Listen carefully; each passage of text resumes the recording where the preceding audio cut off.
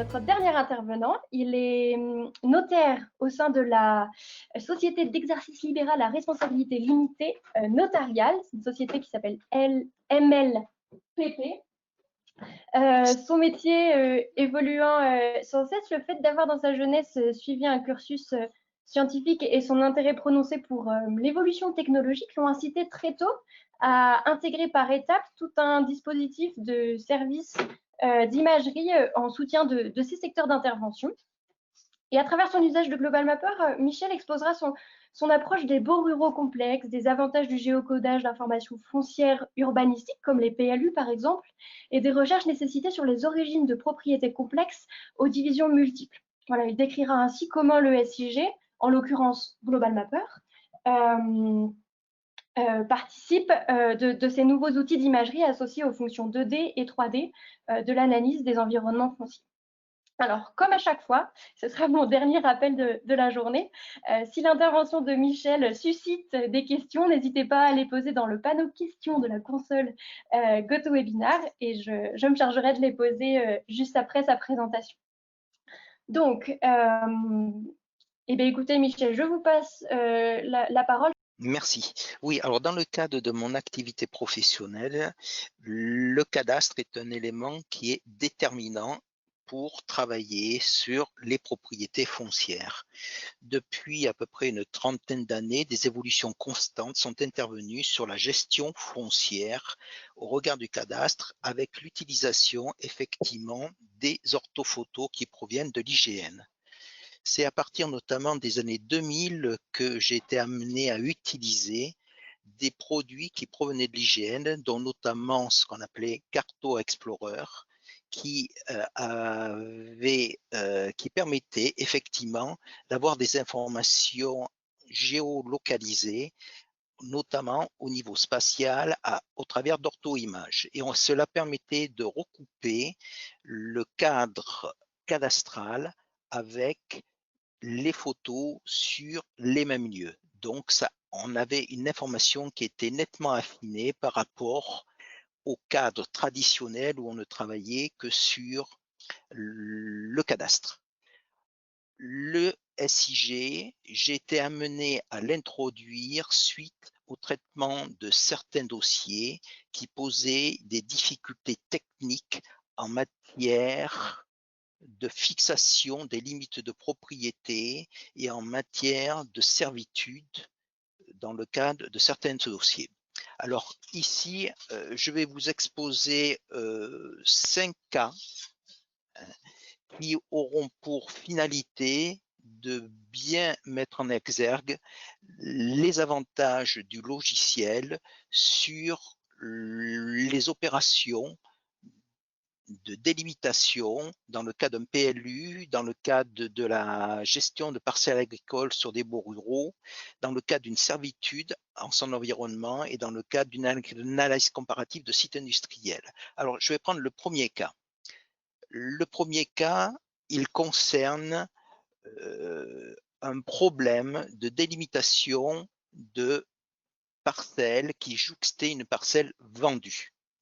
Toute la difficulté à laquelle nous étions confrontés, c'était de définir comment la parcelle vendue se trouvait positionnée par rapport à une autre parcelle dont on ne pouvait définir avec exactitude si elle était intégrée dans une voie publique ou pas dans une voie publique. Alors ici, il y a un premier plan cadastral. Si vous pouvez avancer, s'il vous plaît.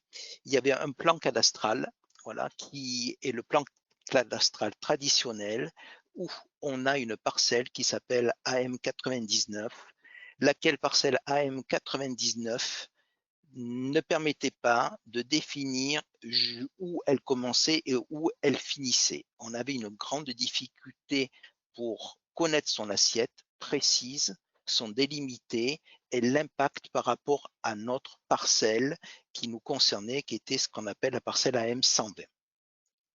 Pour ce faire, donc, on a pris le logiciel, qui est le logiciel Global Mapper. Si vous pouvez avancer, s'il vous plaît. Oui, voilà. Et on a introduit, on a été chercher un fichier qui est le fichier DXF, c'est-à-dire qu'on a été sur le site de l'administration fiscale, puisqu'on a deux possibilités. On a la possibilité traditionnelle où on va sur le site du cadastre et on a la possibilité effectivement de pouvoir aller sur le site de l'administration fiscale qui délivre les fichiers DXF. Donc, pour chaque commune, l'administration, tous les 3 mois, met à jour effectivement le cadastre, ce qui nous permet d'avoir une information plus fraîche que le site du cadastre classique, puisque le site du cadastre classique, c'est normalement une mise à jour annuelle, tandis que sur le site de l'administration fiscale, où on va chercher les fichiers d'XF, les mises à jour sont trimestrielles, ce qui offre un avantage plus sécure au niveau de l'information que l'on va recueillir sur ce site.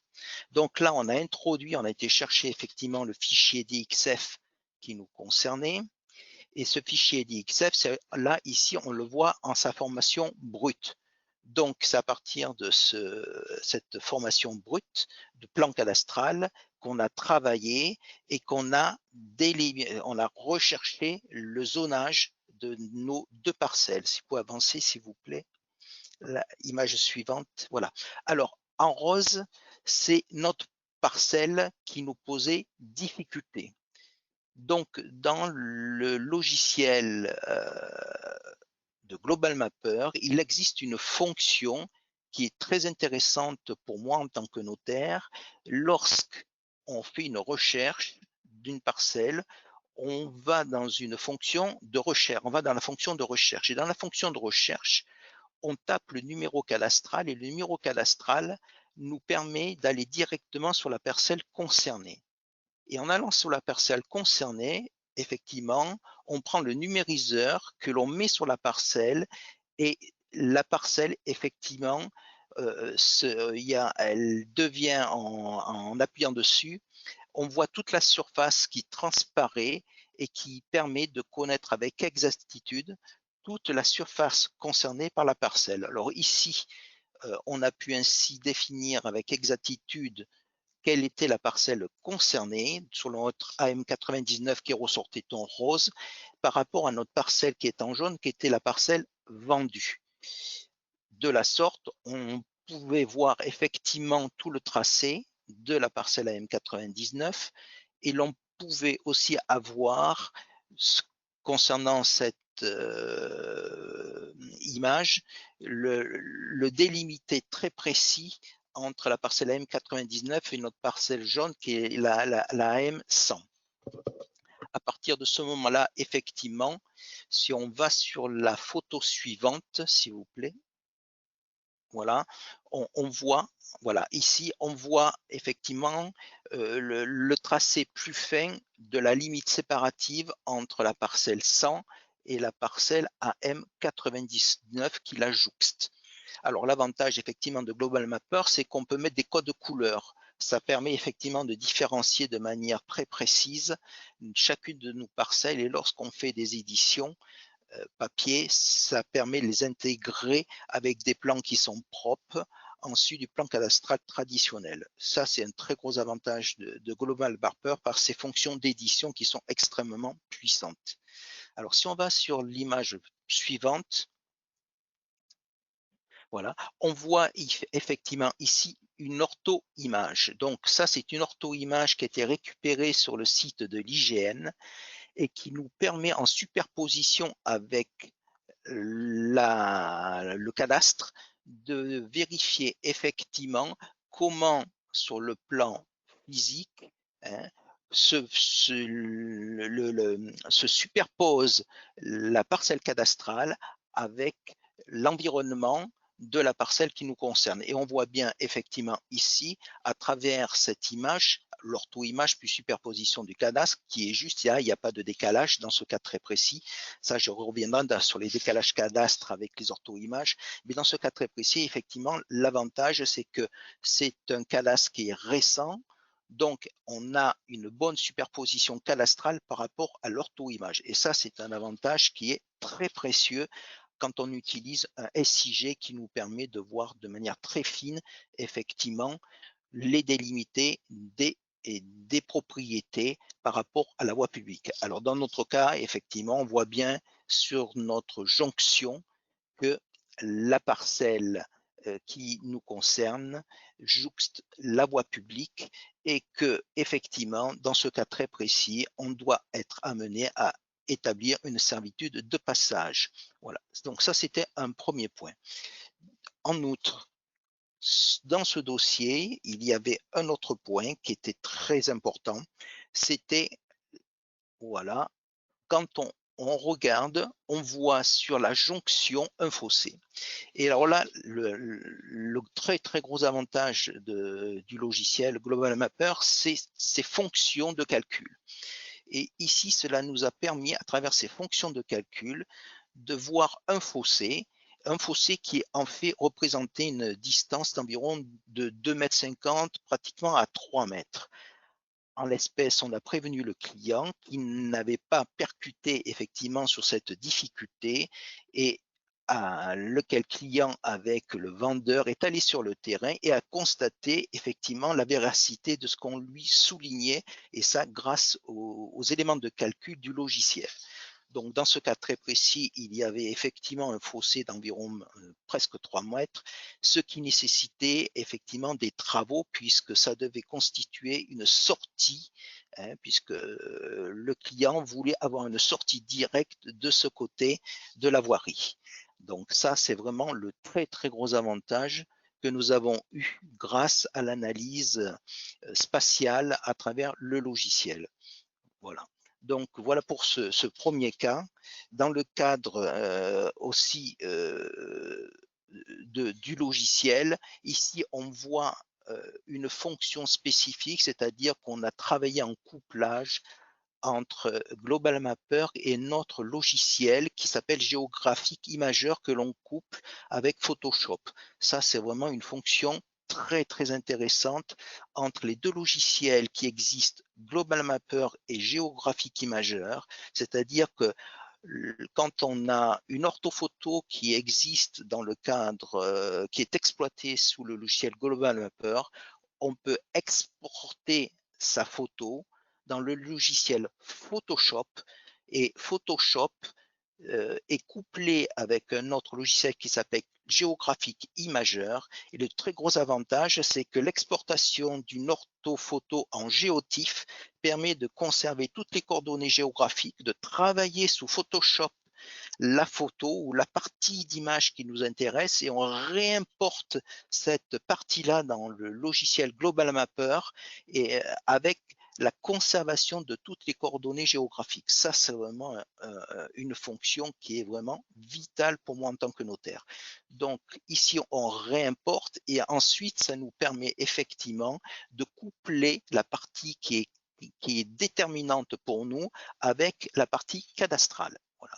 Donc là, ceci étant fait, on peut mettre effectivement, on peut imprimer ceci en format numérique et le transmettre au client pour montrer effectivement les points qui sont sensibles sur le dossier.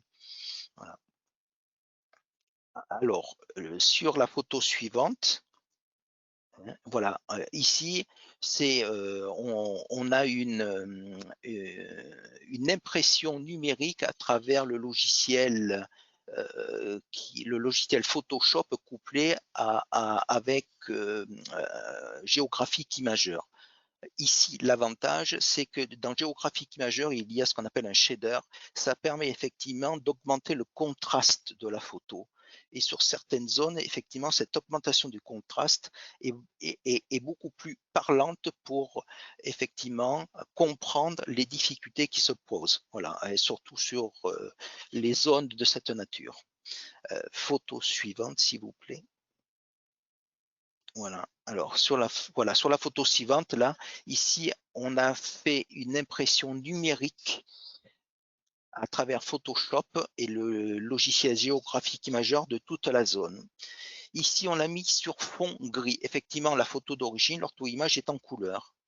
Alors, on a converti dans le logiciel Photoshop l'image en mode nuance de gris, de telle sorte que l'on puisse faire ressortir de manière très précise la colorimétrie des parcelles qui nous concernaient en rose et en jaune, et ainsi d'avoir une impression numérique que l'on puisse annexer en format PDF à notre acte s'il est en format numérique, ou l'éditer de manière très propre pour mettre en annexe de notre acte sur papier.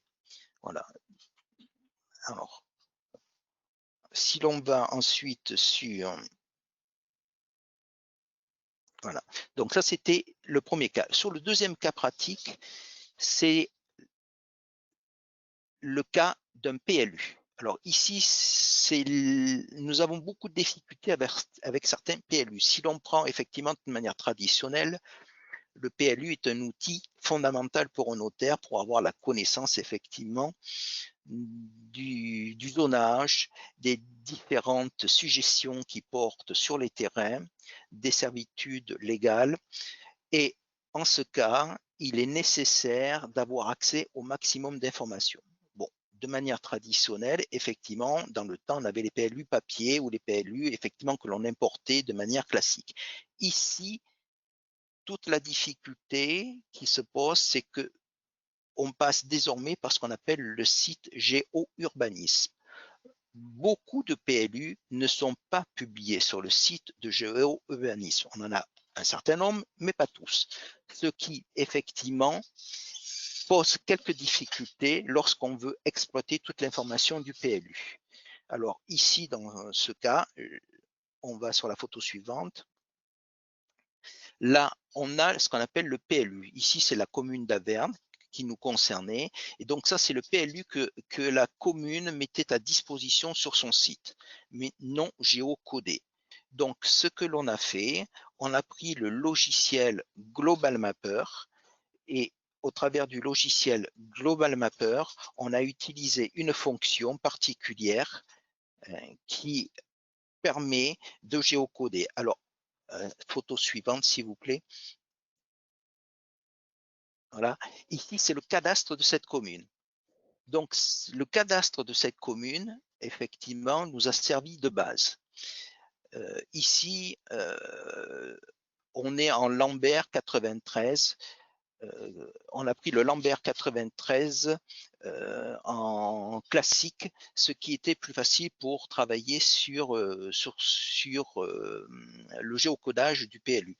Donc, on a pris le PLU, on a pris ensuite le cadastre complet de la commune, et ensuite on s'est servi d'une fonction particulière de Global Mapper sur la photo suivante, où l'on voit bien les trois niveaux entre le cadastre à droite.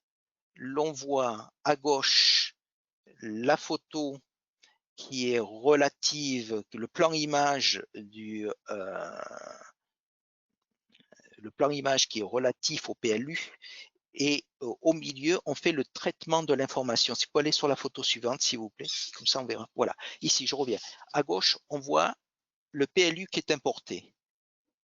À droite, on a le cadastre qui est géocodé, et au milieu, on a notre PLU que l'on va géocoder. Donc on voit bien effectivement qu'on le géocode dans la même référence géodésique que le cadastre. Ici, on avait été rechercher le cadastre auprès de l'administration fiscale, et on avait pris dans le cadre du Lambert 93, AGF 93. On aurait pu le prendre en CC, mais on a choisi ici en Lambert 93, RGF 93. Donc on a géocodé ce PLU dans ce format géodésique, ce qui nous a permis, une fois qu'on l'a géocodé, ça nous a permis de pouvoir obtenir toute une série d'informations. Alors là, si on va sur la photo suivante, on va voir. Voilà. On voit ici maintenant le PLU qui a été géocodé, et on a pu le superposer à l'ortho-image que l'on avait recueilli sur le site de l'IGN. Alors ici, c'est un géocodage effectivement qui nous permet d'avoir une approche parce que ça nous permet effectivement d'avoir une tendance, une approche par rapport à la commune et son environnement. C'était surtout cela que nous souhaitions avoir comme type d'information et surtout avoir une superposition du PLU par rapport au visu de l'ortho-image sur cette commune. Donc, dans ce cadre-là, effectivement, cette superposition nous a permis de tirer toute une série d'informations.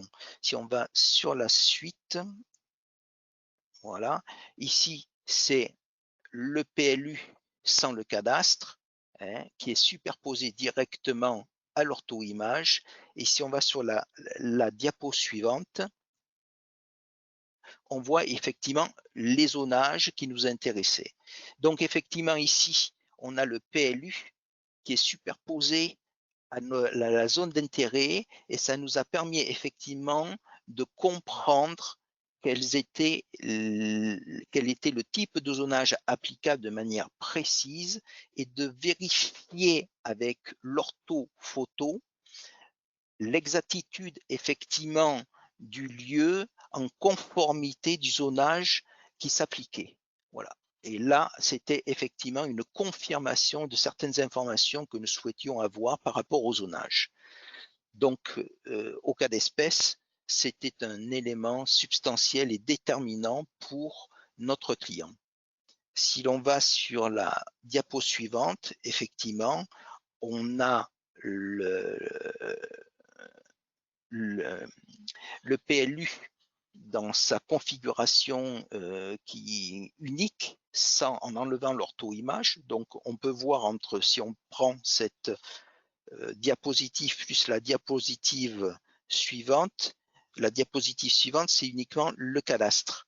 Donc, d'un côté, on a sans cadastre, avec le cadastre, et on voit que c'est les mêmes zonages. Si on regarde bien le comparatif, on voit que c'est exactement les mêmes zonages, ce qui nous permettait effectivement de bien comprendre la superposition effectivement cadastrale avec le zonage du PLU retravaillé dans le cas du logiciel. Et sur la dernière diapo, ça c'est la fonction 3D du logiciel qui nous permet ça nous a permis d'avoir une vision 3D en perspective du site. Ça, effectivement, c'est une force du logiciel.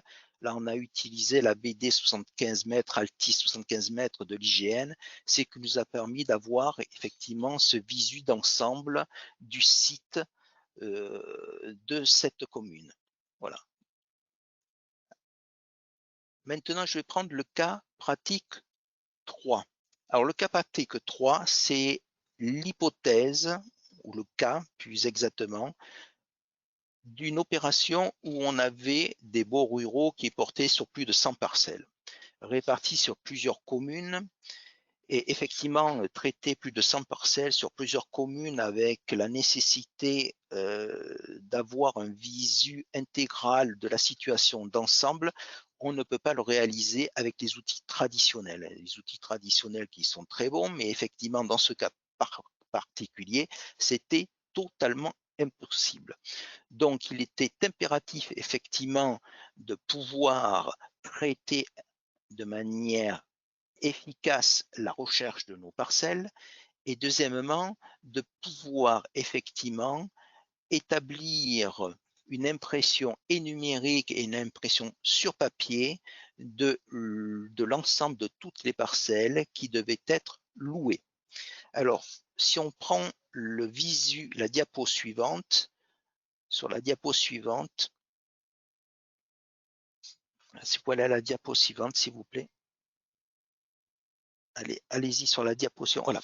Alors là, ici, sur cette diapo, on peut voir effectivement une impression numérique sous Photoshop en 2D de l'ensemble des parcelles louées. Donc, on avait effectivement d'un côté les parcelles au profit d'un premier preneur et les parcelles au profit d'un deuxième preneur.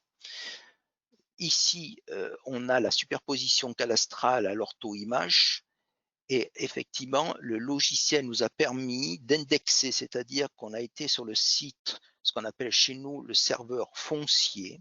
Le serveur foncier, on a fait un import de toutes les parcelles qui nous intéressaient sur l'ensemble des communes qui étaient visées.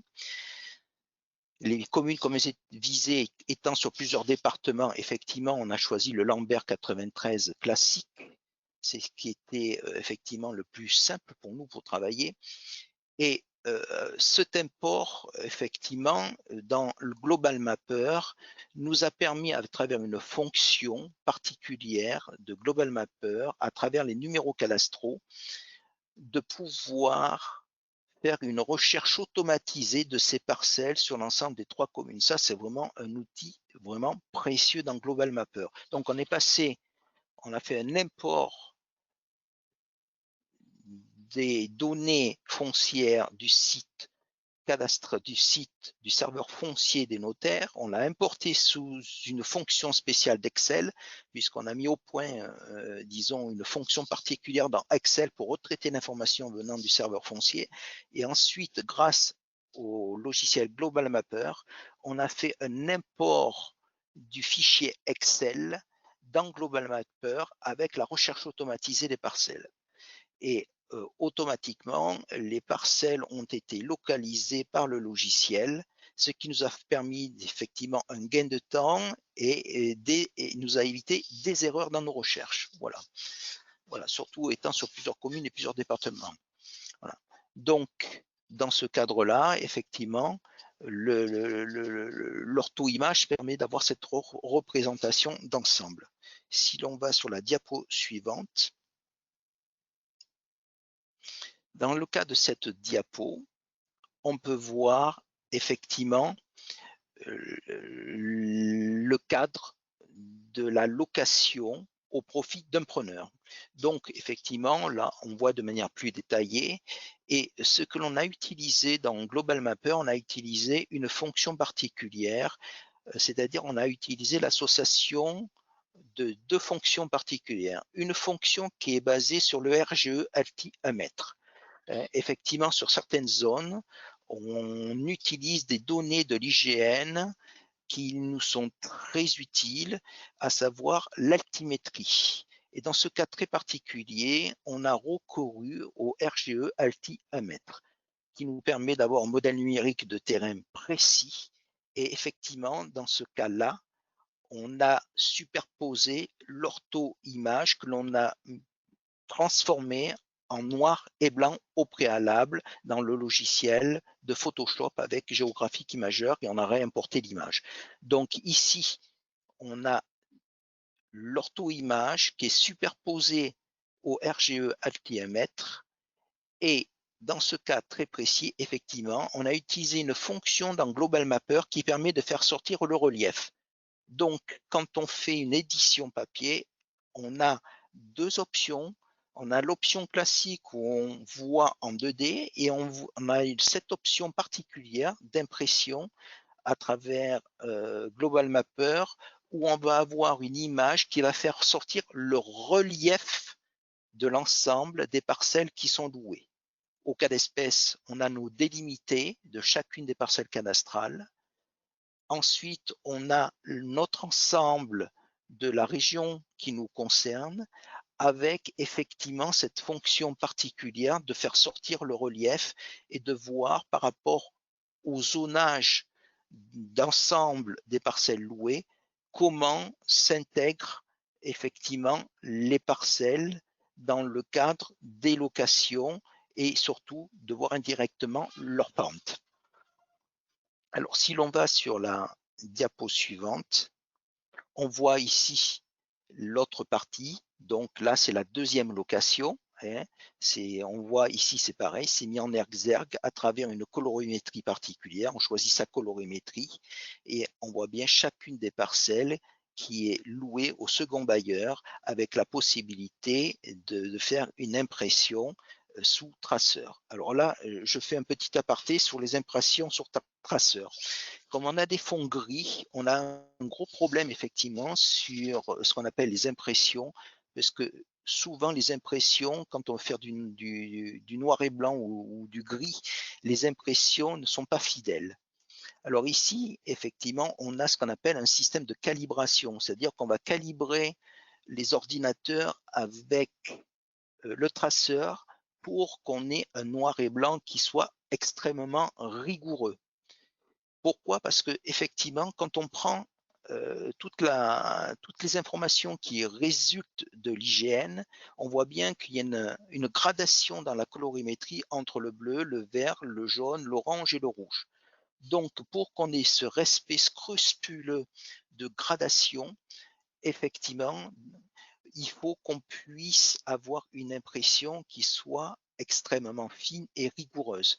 Donc, le traceur qui est ce qu'on appelle calibré avec l'écran pour qu'on ait une stricte identité colorimétrique entre le traceur et l'écran permet d'avoir une information qui est stricte et qui est extrêmement conforme entre ce que l'on obtient sur papier, sur impression numérique, par rapport à l'information de base qui résulte de l'IGN. Alors, si on va sur la prochaine diapo, on voit ici le cumul entre les deux types de location, c'est-à-dire d'un côté, on voit en rouge ce qui est loué à un preneur et de l'autre côté, on voit ce qui est en encadré bleu, ce qui est loué au second preneur. Alors, si on va sur l'autre diapo, s'il vous plaît, voilà. Là, on a fait ce qu'on appelle une édition où on a une fonction particulière effectivement de Global Mapper qui est très intéressante pour nous à travers l'altimétrie et le RGE alti-amètre, c'est d'avoir les contours des zonages.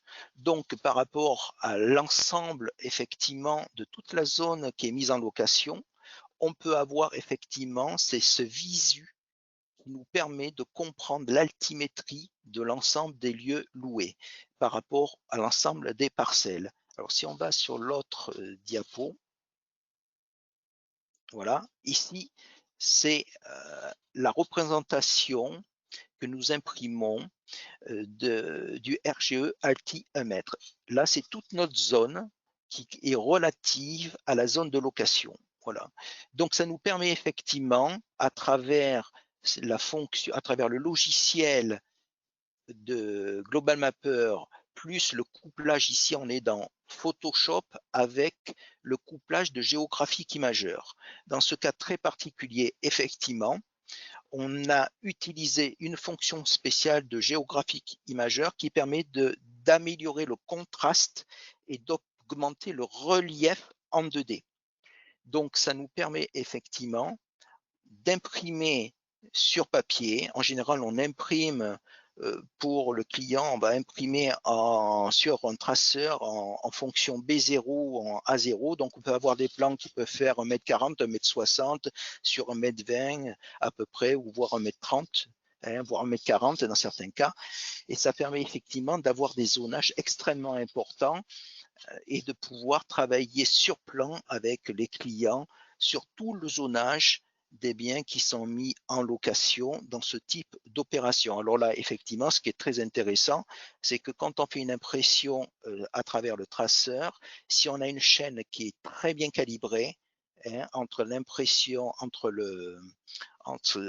l'imprimante et entre l'écran, on a une rigueur absolue de ce qui est imprimé sur papier et de ce que l'on voit à l'écran. Ça veut dire que si un client à distance nous appelle et il veut avoir un complément d'information ou on veut comparer une information, le fait qu'il y ait une exactitude colorimétrique fait qu'on n'a pas de distorsion entre l'information qu'a le client et l'information que nous avons à travers notre écran. Ça, c'est vraiment capital au travers des informations que nous délivrons et surtout de l'analyse que nous faisons subséquemment.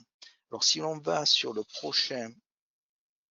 prochaine diapo, voilà.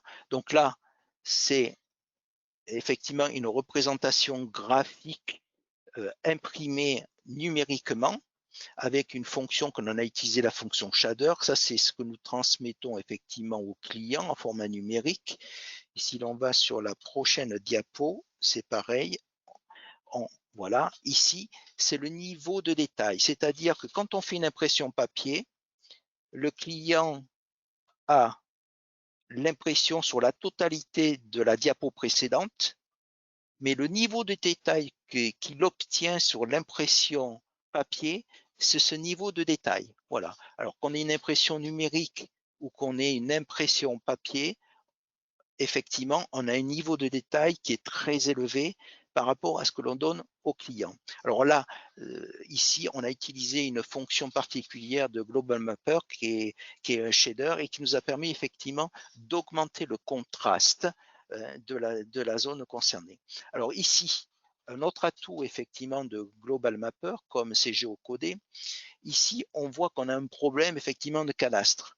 Et c'est là aussi un autre intérêt du logiciel, c'est que dans certains dossiers, quand on a des zones très étendues, comme dans ce dossier, ça nous permet de dialoguer avec le client, mais aussi de faire revenir le géomètre. Et sur ce dossier, le géomètre, il est revenu 3 fois.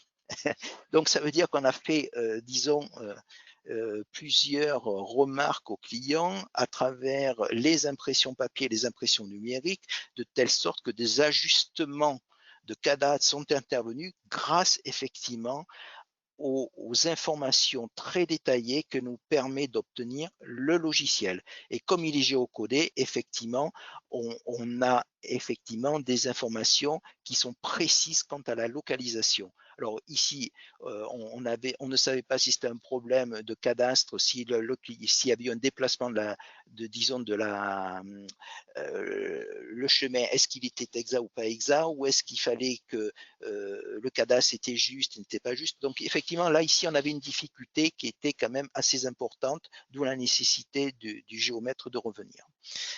Voilà. Donc, voilà pour ce cas pratique. Je vais passer maintenant au cas pratique 4. Michel, vous Oui, m'entendez? oui, je vous entends. Oui, il est 15h15, c'est l'heure de la table ronde et si on veut se garder un tout petit moment de questions-réponses avec le public pour votre intervention, je vais être contrainte de vous inviter à conclure, surtout qu'il vous reste Oui, je vais très encore vite deux là, je vais cas. très vite. Les deux cas, je Alors vais aller très peut-être, vite. alors comme vous voulez, soit vous allez très vite pour les deux cas, ce qui risque de Non, nous mais avancer je vais mettre 2 encore. minutes. 2 minutes. En 2 D'accord, minutes, entendu. hein, voilà. 2 minutes, pas plus. Après, je 2 vous minutes. coupe la Voilà, il n'y a parole. pas de souci, je vous en prie.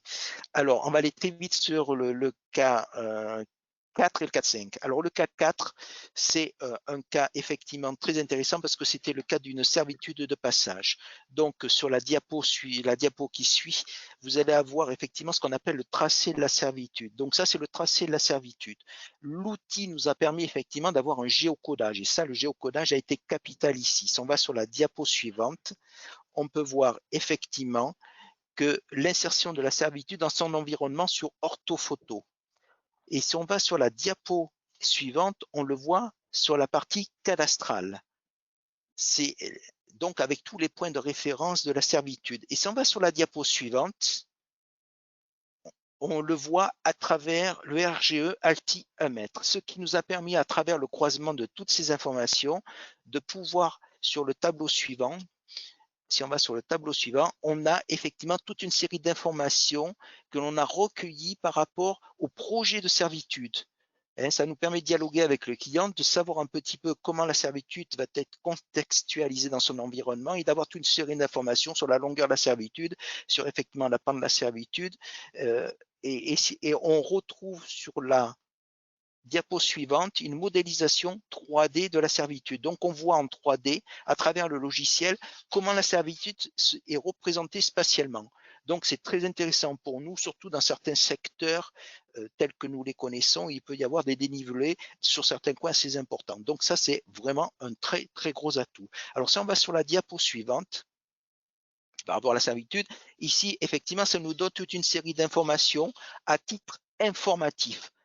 Pour nous, à titre informatif, avant que le géomètre passe. Donc, effectivement, on a la longueur, on sait à peu près où est la servitude, on sait sa localisation géographique, approximative, et ça nous donne vraiment des informations clés pour comprendre et dialoguer avec le client. Et ensuite, ça nous permet de dialoguer avec le géomètre expert derrière. Ensuite, sur le dernier cas, on va sur le cas 5, le tout dernier cas. Alors, allez sur la diapo directement, s'il vous plaît. Voilà. Alors ici, on était sur un site industriel. Donc ici, on a une ortho-image qui est de nos jours, hein, qui résulte, disons, d'une ortho-image faite par l'IGN. Et on se va sur la diapo suivante. Si vous pouvez aller sur la diapo suivante, s'il vous plaît. Voilà. Revenez, voilà. Ici, c'est une ortho-image qui a été reconstituée à partir de photos de l'IGN. Alors ici, on est remonté sur des photos, toute une série de prises de vue qui ont été effectuées par l'IGN dans les années 1960. Donc ici, on avait à peu près, sur le site, à peu près plus d'une vingtaine de photos. Et on a pris ces photos qui étaient non géocodées, on les a mis dans un logiciel photogrammétrique qui nous a reconstitué en 3D un nuage de points, un mesh, et on a, à partir de là, on a géocodé dans le logiciel lui-même de photogrammétrie et on a sorti une ortho-image que l'on a intégrée dans le logiciel Global Matter. Alors ici, on a géocodé directement dans le logiciel de photogrammétrie car c'était beaucoup plus facile par rapport aux photos qui n'étaient pas géocodées de l'IGN. Donc, si on prend effectivement la photo géocodée et que l'on prenne, alors ici on est en 1960 à peu près, hein, sur le site industriel, et si on prend la photo précédente, on compare, on voit la comparaison entre si vous pouvez revenir sur la photo précédente et faire un aller-retour, s'il vous plaît. Comme ça, on voit bien le distinguo entre. Alors ça, c'est effectivement, voilà, on voit bien entre voilà, les deux. Et on voit bien ce qu'est devenu le site avant et après. Et on applique effectivement le cadastre dessus et ça nous permet de voir avec le cadastre d'aujourd'hui si on le superpose. Alors, allez sur la diapo suivante, s'il vous plaît. Diapo suivante, s'il vous plaît. Voilà, ici c'est le RGE altiomètre, hein, donc ça nous permet d'avoir la compréhension de la zone à travers le RGE altiomètre. Et si on va sur la photo suivante, voilà, ça c'est en plus en détail. Et photo suivante, on revoit la même zone, voilà, détaillée. Et enfin, on voit la zone avec le cadastre sur la photo suivante. Voilà, là c'est avec les contours et la dernière, vous avez le cadastre. Voilà, et là on a le cadastre. Donc ça nous permet, avec le cadastre d'aujourd'hui, de le superposer effectivement à une orthophoto reconstituée des années 60 et de comprendre effectivement les évolutions qui ont existé entre 1960 et de nos jours par rapport à l'ortho-image émanant de l'IGN. Voilà, j'ai fini, je vous remercie.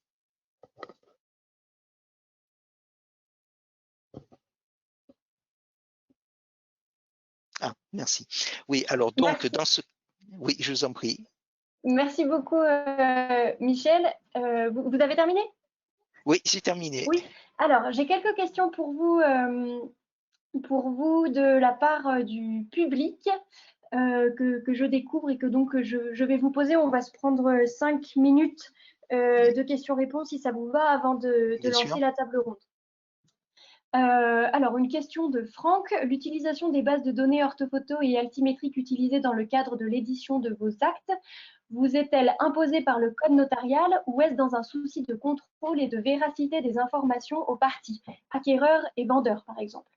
Alors, au jour d'aujourd'hui, si vous préférez, si on regarde, disons, la nouvelle législation qui date de 2019, effectivement, l'on va vers une tendance à intégrer les données géoréférencées. C'est-à-dire que à ce jour, il n'y a pas d'obligation spécifique à faire mention de ces informations, mais effectivement, sur certains dossiers, notamment par rapport aux entreprises, l'on est amené à intégrer de plus en plus l'information géographique dans le cadre de nos actes. Et moi, je le fais de plus en plus.